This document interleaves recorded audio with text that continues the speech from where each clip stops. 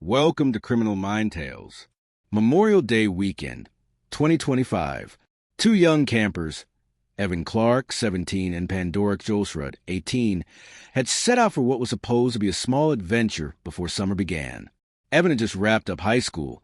Pandora was described by friends as fiercely independent, kind, and creative, the sort of girl who saw beauty in every wild place. Mount Ord, a rugged stretch of Arizona's Tonto National Forest, was her chosen escape, remote, quiet, cut through by winding dirt roads that seemed to lead to nowhere. It was the kind of place you went when you wanted to disconnect, a world away from Phoenix's sprawl and the constant hum of cell service. And then they disappeared. At first, it was nothing unusual. Friends thought the teens had gone off-grid for weekend, camping, laughing, enjoying their freedom before the summer jobs and college decisions took over. Hours passed. Then a day, then another. Pandora's mother kept refreshing her messages, waiting for the little gray check mark that never turned blue. Evan's father drove past the trailhead more than once, scanning for the silver SUV they'd taken, but the mountain kept its silence.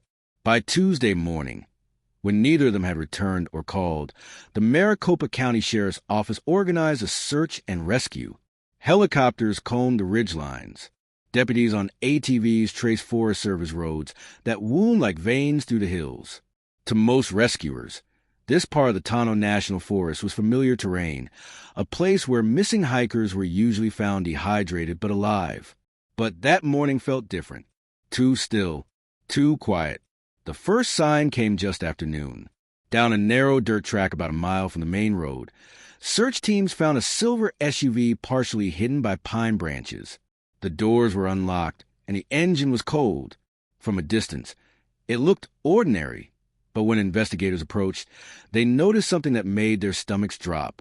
There was a faint smear of dried blood across the back bumper, almost invisible unless the sunlight hit it just right. Inside the car lay a pillowcase stained dark red, and a scattered assortment of camping supplies, half packed, half abandoned. Deputies began widening the search around the vehicle. In the soft dust behind the SUV, one of them noticed drag marks, shallow grooves in the soil, trailing away into the brush. They followed the trail in silence, radios hushed, boots sinking into the pine needles. The tracks wound about 200 feet through dense undergrowth before ending in a hollow near a fallen tree. That's where they stopped, and that's where they found them. The bodies of Evan Clark and Pandora Kjolsrud lay side by side, partially covered with leaves and branches. Both had been shot multiple times. The scene was immediately sealed off. What had started as a rescue became a homicide investigation. By sunset, word had reached the families. Shock spread faster than the wind through Fountain Hills, the community where both teens had grown up. Classmates gathered in disbelief, some refusing to accept it was real. Pandora's best friend described her as the kind of person who made you want to be outside. She saw magic in everything. Evan's father could barely speak to reporters. He just wanted to camp, he said quietly. He wanted to see the stars. The medical examiner's report confirmed what investigators already suspected: homicide by multiple gunshot wounds. But who would target two young campers in a place so remote, so empty, that even cell towers couldn't reach them? The question echoed across Arizona. Detectives combed the site for clues. Footprints in the dirt, shell casings hidden beneath pine needles, the faint outline of a boot heel. Evidence text documented everything. Every bullet trajectory, every fragment, every thread of fabric that didn't belong. They were patient, methodical, relentless. Still, there were no signs of a robbery, no sign of struggle beyond the violence itself. Whoever did this had come quietly, acted quickly, and vanished without a trace. In the days that followed, rumors began to spread online. Some said it was a robbery gone wrong. Others whispered about a random attack, or someone lurking in the forest waiting for campers to stumble by. The sheriff's office gave no details, releasing only one statement. The investigation was active and ongoing, and anyone with information was urged to come forward. That silence, deliberate, careful, only deepened the public's fascination and fear. For the families, silence was unbearable. Friends returned to the trailhead, leaving flowers, letters, and photographs taped to the wooden signs. Pandora's mother stood beside the forest road where the car had been found, staring into the trees. She loved it up here, she said to no one in particular. She really loved it. Weeks passed. Summer crept in. The search teams were gone, replaced by detectives and forensic experts working in shifts. The forest grew quiet again, as if the mountain had reclaimed its secret. But evidence never stays buried forever. Through late June and July, investigators returned repeatedly to the site. They sifted soil, collected fragments, cataloged anything that could hold DNA. Every piece was bagged, sealed, and sent to the state crime lab. They knew the killer had been close enough to drag both victims from a car, close enough to leave behind something, even if invisible. Then came the first real break, witness statements from other campers who had been on Mount Ord that same weekend. Several described a man acting strangely, pacing near a small blue sedan, watching others from a distance. He had asked one couple odd questions about where they were camping and whether anyone else was nearby. His behavior made them uneasy. When detectives compared their descriptions, they all mentioned the same detail: the vehicle's color and make, blue Kia Rio. Detectives ran the plate from a photo one witness had taken. It led to a man named Thomas Brown, 31, from Chandler, a name with no criminal history, no connection to the victims, and no clear reason to be there that weekend. When questioned, Brown admitted he'd been on Mount Ord, flying a drone and exploring the area. He said he saw the victim's SUV, but denied any interaction. His explanation seemed harmless, almost ordinary. Investigators thanked him for his time, filed a statement, and waited for lab results. They needed more than a hunch. They needed proof. As the days grew hotter, the forest began to feel like it was holding its breath. Each tree, each gust of wind through the pines seemed to whisper the same question everyone in Arizona was asking: who did this and why? The answer was buried somewhere in the evidence. In the blood, the dirt, the things a killer forgets to take. And when the results finally came back from the lab, detectives would learn that something had been left behind. Something small. Something that could speak louder than any confession. It was there, hidden in the dust near that silver SUV, on a pair of gloves half buried in pine needles, where the story would take its first sharp turn. By the time the sun rose over Mount Ord the next morning, investigators had begun the grim process of documenting every inch of the campsite. They worked slowly, deliberately, tracing the story that had unfolded here in silence, a story told in tire tracks, footprints, and the eerie stillness of a fire ring that had never been lit. The site was strangely neat.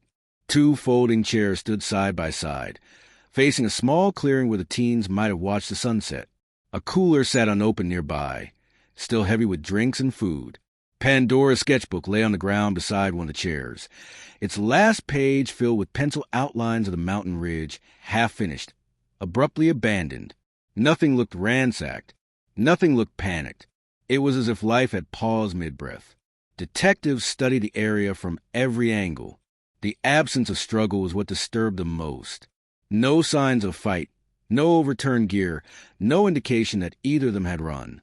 It suggested that whoever approached them that night had done so quietly, calmly, maybe even as someone familiar. As the forensic team cataloged evidence, they noticed something else. The cooler had been dragged a few feet, leaving faint grooves in the dirt, and the tent zipper was halfway closed, as though someone had exited in a hurry and never returned. The small details told their own story, one that raised more questions than it answered. When the gloves were found, a pair of black work gloves with tiny specks of blood inside the lining, investigators knew they had something significant. The gloves didn't belong to either victim. Both families confirmed that. DNA testing would take weeks, but the discovery marked the first tangible clue that could connect the killer to the scene. Back in Fountain Hills, the tragedy hit like a tidal wave. A candlelight vigil was held on the high school football field. Hundreds of students, parents, and teachers gathered on the bleachers, clutching flowers and photos. Someone read a poem Pandora had written for her English class just weeks before her death. She wanted to write about freedom. Her teacher said through tears. She said she felt most free in places where no one could reach her.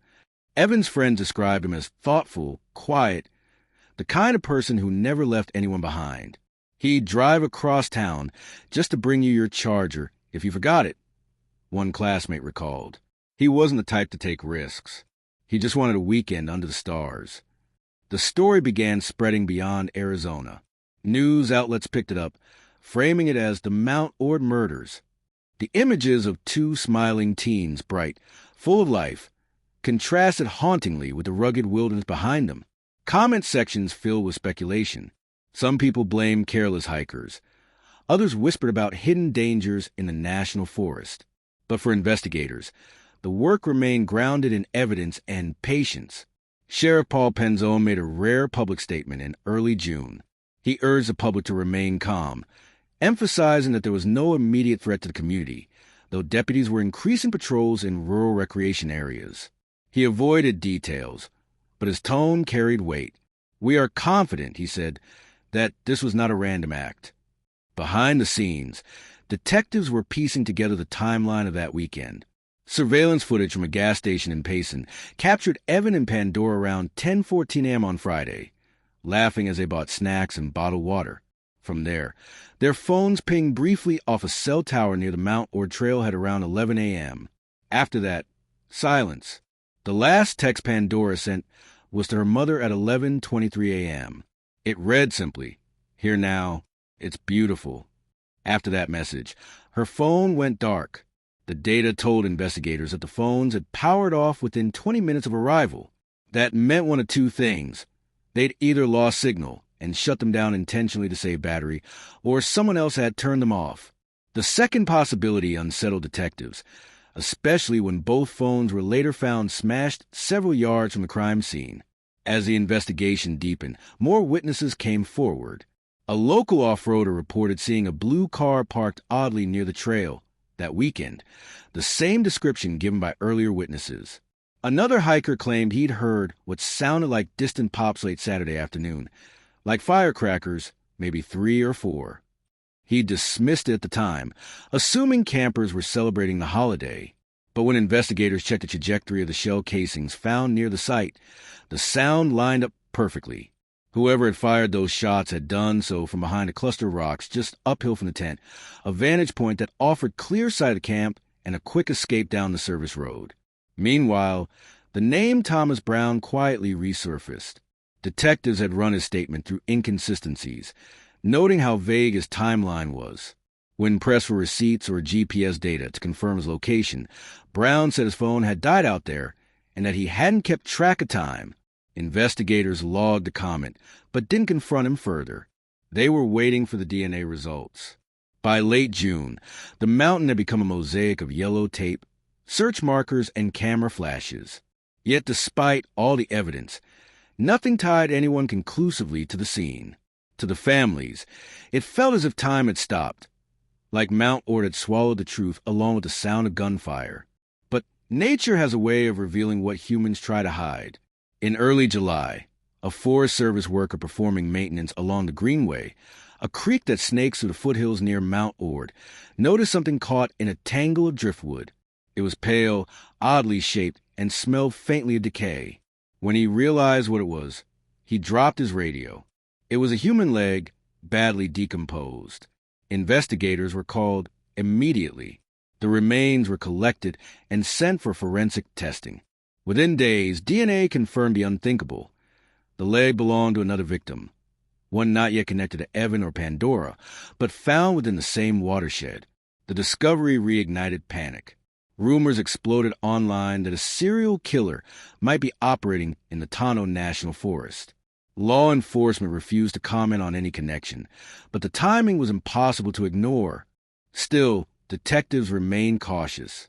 Officially, there was no confirmed link between the leg and the Mount Ord double homicide, but privately, they began to consider the possibility that the mountain held more than just 2 victims. The case that had begun as a tragic camping trip was unraveling into something much darker, something systematic. Inside the sheriff's office, a whiteboard chart mapped the evidence.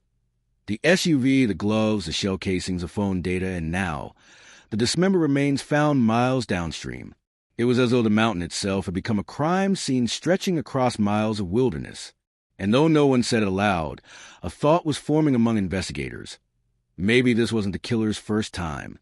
As the summer deepened and the desert heat burned across Arizona, the mountain grew quiet again. Tourists stopped visiting. Campers canceled reservations. Locals whispered that the woods had turned cursed. For the families, the silence was unbearable. But for detectives, it was a sign, a storm building behind the stillness. Because while Mount Ord seemed to rest, the lab results from those blood-speck gloves were finally making their way back to Phoenix. And what they revealed would shift the case from mystery to manhunt. The lab report arrived on a blistering Thursday afternoon in mid-July. Investigators gathered around a long metal table inside the Maricopa County Sheriff's Forensics Division, the hum of air conditioning the only sound breaking the tension. The DNA results from the gloves, the ones found near the SUV, had finally come back from the state crime lab. The blood inside belonged to Evan Clark and Pandora Kjolsrud. But that wasn't a revelation that stopped the room cold. Underneath their profiles was another, a partial DNA match belonging to Thomas Brown. It wasn't a coincidence anymore. Detectives re-examined Brown's original interview, his calm, almost detached demeanor. He had said he was flying a drone, said he hadn't seen or spoken to anyone. But now, his DNA had been recovered at the crime scene, mingled with the victims. The gloves, the most chilling piece of evidence so far, had connected him directly to the murders. A warrant was drawn up by sunset. The following morning, law enforcement descended quietly on Brown's home in Chandler, a single-story property in a quiet neighborhood lined with mesquite trees. Neighbors recalled seeing several unmarked cars outside before dawn, followed by the low thud of a door being rammed open. Inside, investigators found what they'd feared and expected. A blue Kia Rio sat in the garage, dusted with faint red-brown stains near the rear bumper. A drone case was stacked neatly beside a shelf of camping supplies. And on the workbench lay a small collection of spent shell casings, matching the caliber of the bullets recovered from Mount Ord. But perhaps the most haunting discovery came from a hard drive found in a drawer half hidden beneath paperwork. Digital forensics would later uncover deleted footage, drone recordings, taken around the same time the teens vanished. They showed aerial sweeps of the forest, tracking vehicles moving along the dirt roads, zooming in on small clearings. One frame showed what appeared to be Pandora, an Evans silver SUV parked at the campsite. The timestamp matched the day they disappeared. Detectives sat in stunned silence as they reviewed the footage frame by frame. The implication was chilling. Brown had been watching them, documenting them, perhaps stalking them, long before the murders occurred. When confronted with the evidence, Brown initially denied everything. He claimed the DNA was contamination, that the drone footage was recreational. He said he'd filmed several campers that weekend out of boredom. But the story didn't hold. The more he spoke, the more inconsistencies emerged. By late July, Thomas Brown was formally arrested on suspicion of 2 counts of first-degree murder. But the sheriff's office, careful not to compromise the integrity of the investigation, kept their public statements brief. They emphasized that the case was still active and that Brown was a person of significant interest. For Pandora's and Evans' families, the arrest brought a measure of relief, but not closure. They still didn't know why. Why 2 young lives were taken in a place meant for peace. Why this stranger, with no apparent connection, had followed them into the woods. Investigators soon found themselves facing that same question. Brown's background revealed no violent history, no prior arrests. He had worked briefly as a freelance videographer, specializing in outdoor drone footage and nature photography. But beneath the surface, a pattern emerged. Long drives to remote places, hours logged near secluded trailheads, and multiple social media posts about catching people in their natural states. It was unsettlingly voyeuristic, a fascination with watching strangers in the wilderness. Detectives began scouring his digital footprint, retrieving fragments of deleted files. Some clips showed hikers setting up tents, unaware they were being filmed from above. Others captured vehicles parked along trails, often zooming in on license plates. None of it was violent, but all of it was invasive. Then came a sequence that turned investigators' stomachs. A recording taken just days before Evan and Pandora's deaths, showing a lone young woman hiking through a canyon near Mount Ord. The footage ended abruptly. That woman was never identified. When word of Brown's arrest spread, locals in Fountain Hills and nearby Payson reacted with a mix of anger and disbelief. He didn't look like a killer. That phrase repeated over and over in online threads. But then again, killers rarely do. The discovery of the severed leg in the Greenway Creek now confirmed to belong to a third individual, deep in the sense of unease. That victim was later identified as Pandora Kjolsrud, a missing woman from Mesa who had vanished 3 months before the campers were killed. The connection between her and Brown became impossible to ignore. Suddenly, the Mount Ord murders were no longer isolated. They were part of a pattern. Detectives pulled Brown's vehicle GPS logs and traced his routes over the past 6 months. The pattern formed a chilling constellation: remote Forest Service roads, isolated lakes, forgotten trailheads, places where people could disappear and no one would notice for days. When forensic teams revisited Mount Ord with this new information, they discovered something else. About a quarter mile from the original crime scene, buried shallowly beneath a fallen tree, were fragments of fabric, a piece of a flannel shirt, and what looked like the torn remains of another tent. Both tested positive for blood. It wasn't Evans. It wasn't Pandora's. It wasn't Brown's. For investigators, that meant one thing: there might be more victims. As summer faded into August, the narrative shifted from murder investigation to a possible serial pattern. The sheriff's office refused to confirm the term serial, but behind closed doors, FBI profilers were quietly brought in. The Bureau's Behavioral Analysis Unit reviewed Brown's movements, searching for psychological motive. What they described fit a particular type: organized, deliberate, and compulsively observant. Someone who watched others to feel control. Public interest exploded. Social media became a wildfire of speculation and fear. Posts under hashtags like #MountOrdMurders and #DroneKiller drew millions of views. Amateur sleuths analyzed drone footage, satellite maps, and Brown's archived social media posts. Pandora and Evans' faces, two bright smiles frozen in time, became symbols of innocence stolen by darkness. Yet through all the noise, the family stayed quiet. They didn't want viral fame. They wanted answers. Evans' father described sitting on his son's bed every night, staring at the graduation gown still hanging on the closet door. Pandora's mother spoke softly in one interview. People talk about justice, but there's no justice for something like this. There's only remembering. The investigation now spanned 3 counties.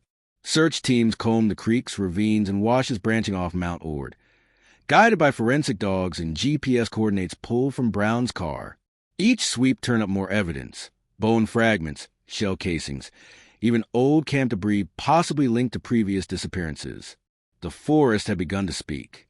It whispered through evidence bags and dirt samples, through blood traces and half-buried remnants. The more investigators listened, the clearer it became that the story of Mount Ord wasn't just about 2 campers. It was about something that had been happening far longer. As night fell over the desert one evening in August, a deputy looked out from the ridge above the campsite where it had all begun. The trees swayed gently under a red sky, the same view Pandora had likely sketched on her final page. He said softly to a colleague, "You can feel it up here, like the mountain knows what happened." Below them, floodlights illuminated the ground where evidence markers once stood.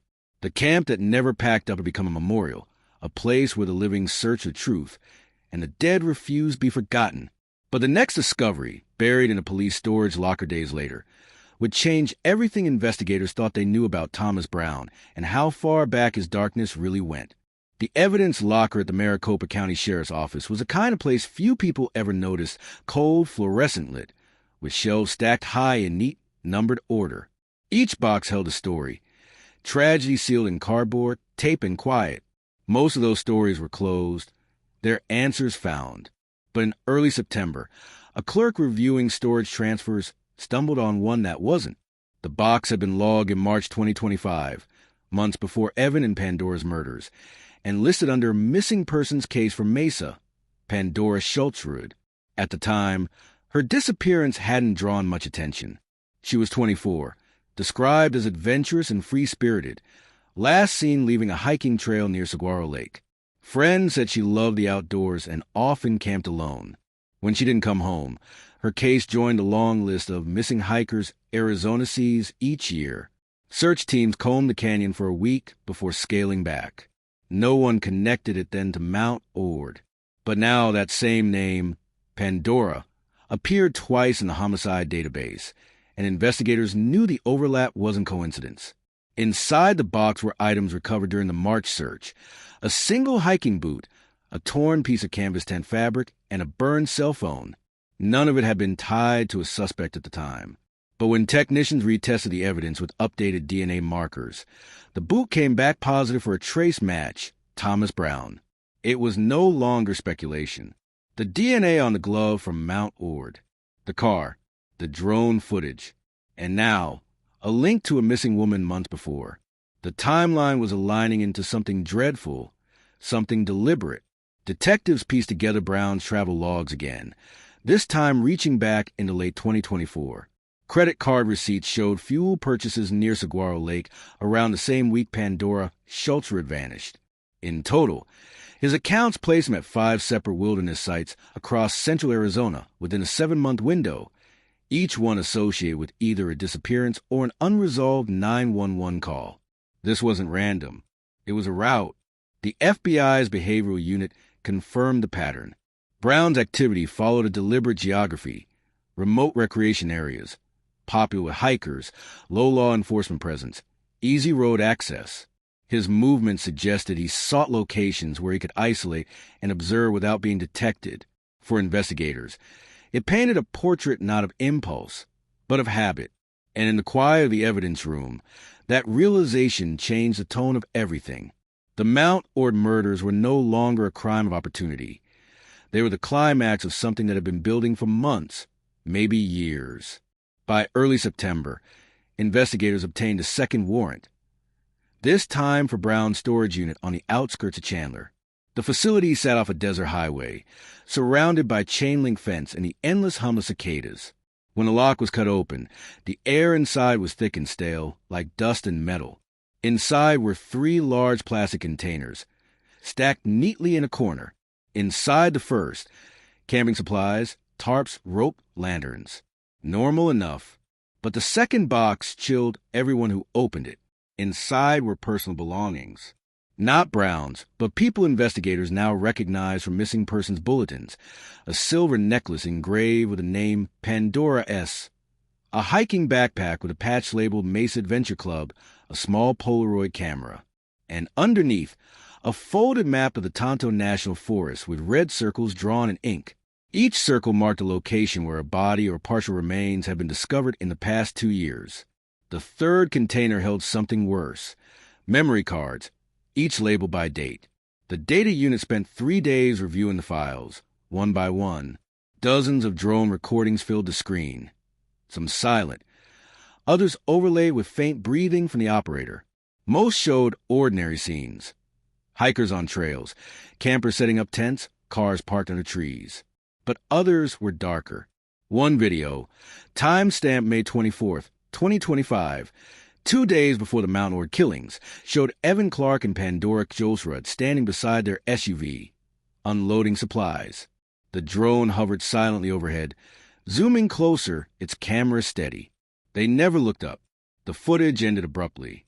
Another video from February 2025 showed a woman walking along a ridge near Saguaro Lake, adjusting her backpack. She turned once, as if sensing movement, then disappeared behind the brush. That woman was later confirmed to be Pandora Kjolsrud.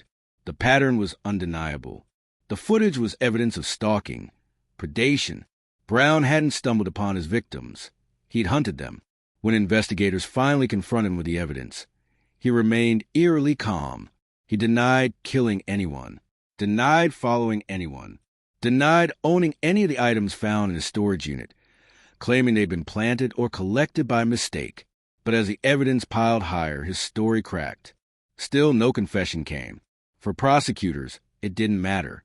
They now had physical, digital, and biological evidence connecting him to multiple crime scenes. But the scale of it, 3 victims confirmed, possibly more, forced the sheriff's office to expand the task force. Every unsolved disappearance within a 100-mile radius of Mount Ord was reopened. It was like unearthing a graveyard no one knew existed. The public grew restless. News outlets ran round-the-clock coverage, replaying the same grainy mugshot Brown, his expression blank and unreadable. People wanted answers. They wanted a reason, but none came. Not from him, not from law enforcement. Meanwhile, the families of the victims faced a cruel intersection of grief and spectacle. Cameras lined their lawns. Messages poured in, some supportive, others invasive. Pandora Kjolsrud's mother issued one plea through a trembling voice.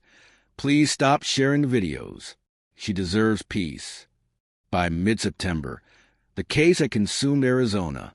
Every forest trailhead felt haunted. Every drone hum in the sky made people look up. And the mountain, Mount Ord, became a symbol of dread, its slopes dotted with memorial crosses and caution signs warning hikers to check in, travel in groups, and never camp alone. But one detail still gnawed at investigators: how Brown had managed to hide his crimes for so long. He wasn't brilliant, wasn't a recluse. He had a job, a house, neighbors. How had no one noticed? That answer would come from an unlikely place, an old acquaintance who came forward after seeing the news. She described meeting Brown months before the murders through an online photography forum. He'd invited her to shoot landscapes with him out in the forest. When she declined, he became strangely persistent, sending long messages about how the woods change people. His final message read, "You can see who people really are when they think they're alone." It wasn't just about nature. It was about control, observation, power. By late September, the picture of Thomas Brown was nearly complete. The voyeur who turned predation into ritual, using his drone as both weapon and witness. But investigators still didn't know everything. Because on October 3rd, as they sifted the final data from his hard drives, they would find one last folder, locked, encrypted, and named with a single word that froze everyone in the room. Next. Inside that file was a list of coordinates. 6 more locations spread across Arizona, all marked with future dates. It wasn't over. It had never been over. In the days after Thomas Brown's arrest, the small desert towns surrounding Mount Ord seemed to hold their breath. For weeks, locals had whispered the name Thomas with uneasy familiarity. The quiet older man who kept mostly to himself, driving that weathered green pickup that everyone had seen but never really noticed. When deputies served the search warrant on his property along Pine Ridge Road, the sun was only just breaking through the cottonwood trees. His home sat at the end of a gravel drive, a sagging single-story house surrounded by rusted farm equipment, broken window panes, and a yard overgrown with dry weeds. It was the kind of place that looked abandoned even when it wasn't. Inside, the air was stale. Deputies later described the smell as sour metallic, the scent of neglect. What they found inside shifted the entire tone of the investigation. On the kitchen counter sat a stack of old newspapers, headlines about the disappearance of Pandora and Evan. Nearby was a coffee mug, still half full, and beside it, a phone charger that didn't fit any of Thomas's devices. Investigators began to quietly photograph everything, labeling, bagging, cataloging. Then came the freezer. When the latch creaked open, deputies paused. It wasn't what they feared, no human remains, but rather several sealed bags labeled in handwriting that didn't match Thomas's own. The names P and E were scrawled faintly across 2 of them. Inside were small keepsakes, a bracelet, a Polaroid, a camping lighter. It wasn't evidence of murder on its own, but it was proof of proximity, and that was enough to rattle the room. Detectives began retracing Thomas Brown's past. They learned he had once worked seasonal jobs near Mount Ord as a handyman, a groundskeeper, even a campground monitor in the late 2010s. Locals recalled that he'd often patrolled hiking areas long after he was supposed to stop working. Then there was a storage shed, a separate outbuilding behind his home, locked with 2 heavy chains. When investigators cut them open, they found a scene that felt frozen in time. Maps of the Tonto National Forest pinned along one wall, dotted with red marks and handwritten notes. One area was circled several times, the same drainage creek where Pandora's remains were found. There were also items no one could immediately place: a faded backpack, binoculars, an envelope filled with photos, dozens of them. Many appeared to have been taken along hiking trails, some showing tents in the distance, others focusing on individuals unaware they were being watched. It was a disturbing mosaic of obsession. Sheriff's officials didn't release everything publicly. They said it was part of an ongoing forensic review. But within days, reporters had begun connecting the dots, citing anonymous sources describing what they called a pattern of surveillance. Neighbors told local TV crews that Thomas was a loner, someone who often roamed the mountain roads at night, claiming to look for lost campers. One neighbor remembered a chilling encounter months earlier. He said he could always tell when people didn't belong up there, she recalled. That's when I stopped answering when he came by. Still, investigators treaded carefully. There was no confirmed cause of death for Pandora, no direct link between Thomas and the recovered remains, only circumstantial clues that pointed toward proximity and opportunity. But the evidence kept tightening. In late August, detectives obtained security footage from a small service station 12 miles from Mount Ord. The timestamp, the evening of May 26, 2025, the same day Pandora and Evan were last seen. The footage showed Thomas's green pickup pulling into the station, his headlights illuminating what looked like a tent bag in the truck bed. He bought fuel, a bag of ice, and duct tape. The receipt was later found inside his house. Investigators also discovered that, on that same day, Thomas's cell phone had been within a half-mile of the couple's last known location before it powered off for nearly 2 days. That digital silence was damning. When news of these developments broke, the story exploded. National outlets picked it up, painting a grim picture of a remote mountain community haunted by the ghosts of its own wilderness. Comment threads filled with anger and sorrow. People demanding justice for Pandora, demanding answers about Evan, and questioning how long Thomas had been lurking in plain sight. Still, officials warned against jumping to conclusions. The sheriff himself reminded the public that Thomas Brown had not been charged with murder, only as a person of interest in connection with evidence recovered near the scene. And yet, the unease was undeniable. Across social media, friends of Pandora began sharing artwork she created before the trip. Sketches of mountains, rivers, and small handwritten quotes.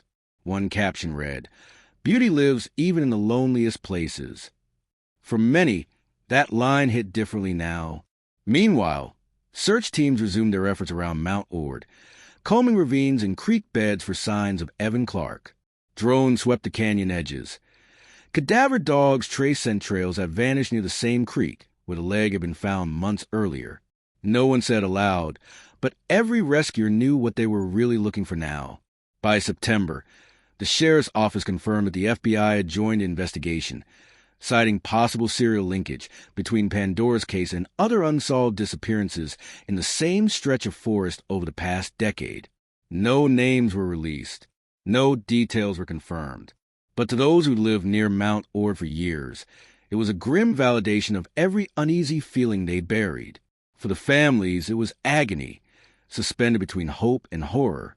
Pandora's mother, in a tearful statement, said, "She wasn't just another headline. She loved life, and she trusted people too easily. I just want the truth, all of it."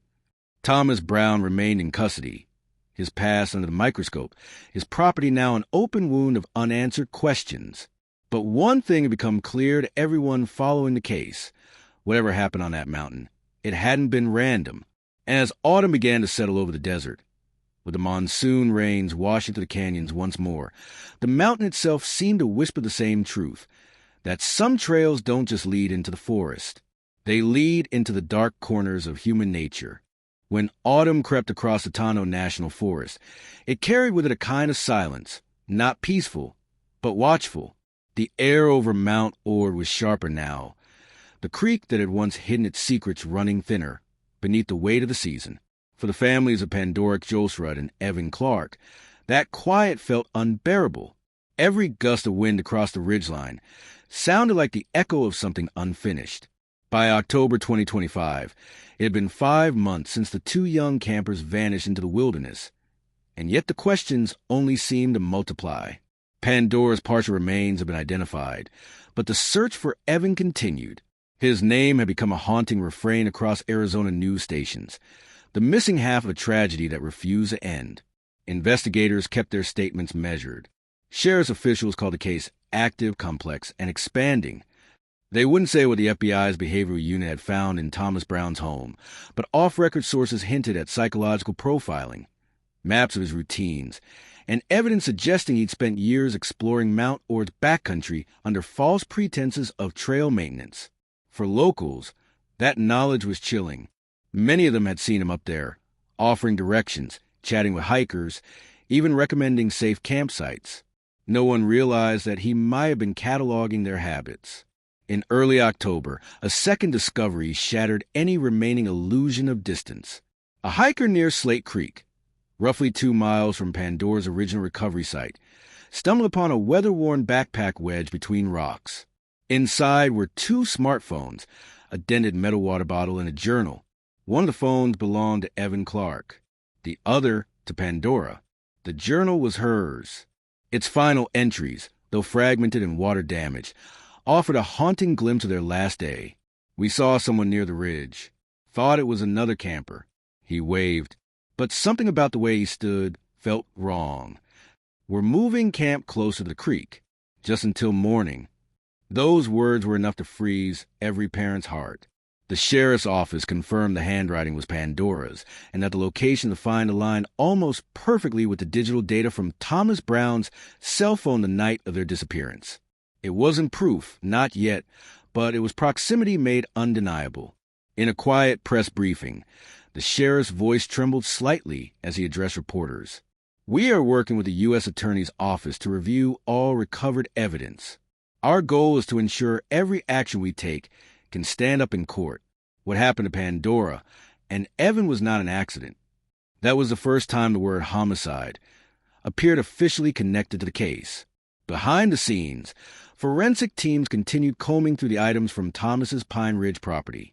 One chilling detail emerged. Several of the trail photographs discovered in his shed matched the exact coordinates where the teenagers had last been pinged by cell towers.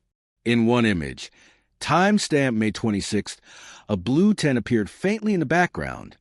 The same model Evan's parents had purchased for him that spring. Investigators believe the photo was taken less than 6 hours before the couple vanished. Public reaction was immediate. Candlelight vigils began sprouting across Arizona, from small high school gymnasiums to forest trailheads lined with flowers and stones. People left art supplies and handwritten notes in Pandora's memory, honoring her love of creativity and nature. Others brought candles and photos of Evan, whose absence still left a painful void.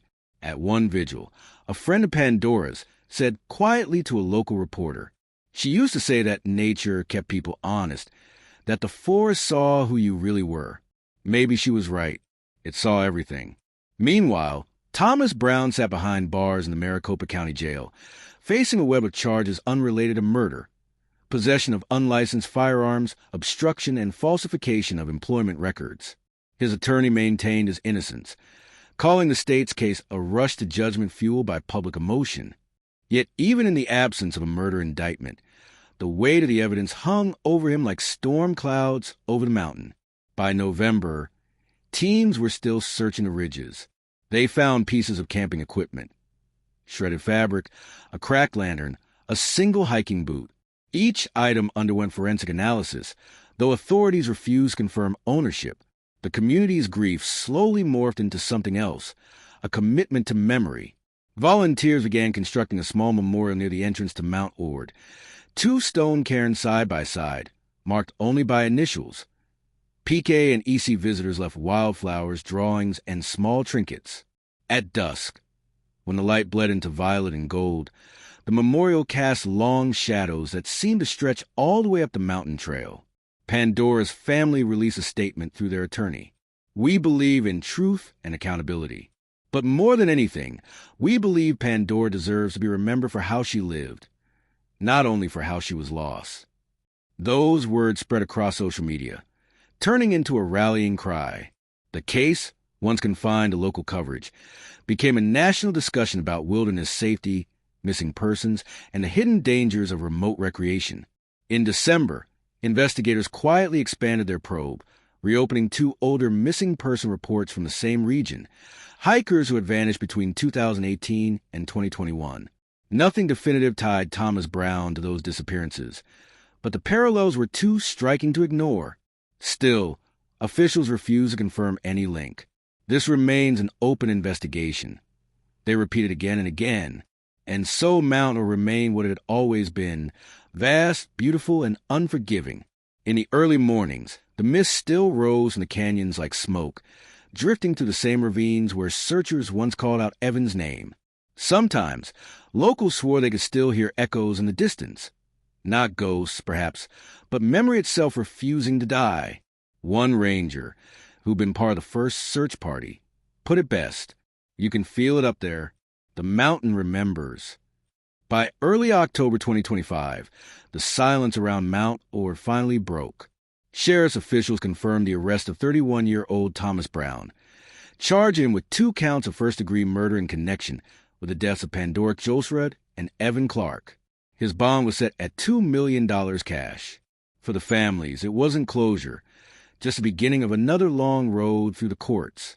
But for the first time since Memorial Day weekend, there was a name, a face, and the faint outline of justice taking shape.